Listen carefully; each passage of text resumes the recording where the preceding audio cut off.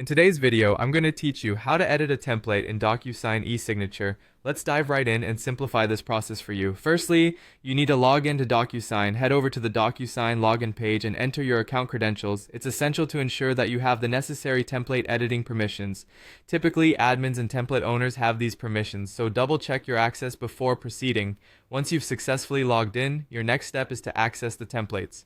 From the DocuSign dashboard, look towards the top navigation bar and click on the Templates tab. This will bring you to a list of all available templates. To quickly locate the template you wish to edit, use the search bar or apply relevant filters such as Owned by Me, Shared with Me, or All Templates.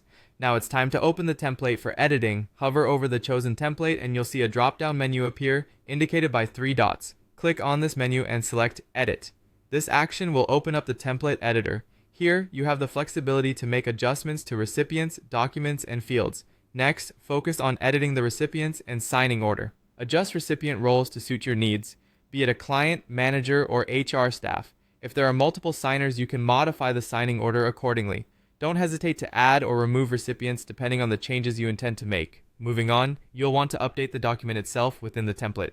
You can replace the current document or upload a new version. If the document's layout remains consistent, you might choose to keep existing fields. Otherwise, feel free to adjust them to fit the new document.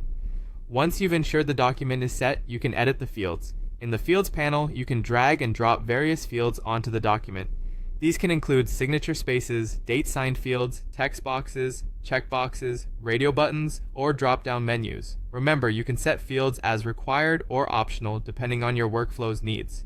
Additionally, you'll have the opportunity to update the template settings. Tweaking the template's name or description can make future identification easier. Moreover, adjusting the message to recipients can alter what they see when they're signing, which can be crucial for context. Make use of advanced options too, whether it's setting reminders, determining expiration dates, or configuring signing authentication protocols. Finally, once you are satisfied with all modifications, it's time to solidify them by clicking Save and Close.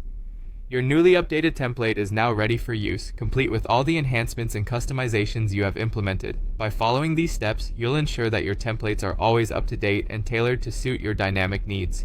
Happy editing and thanks for tuning in.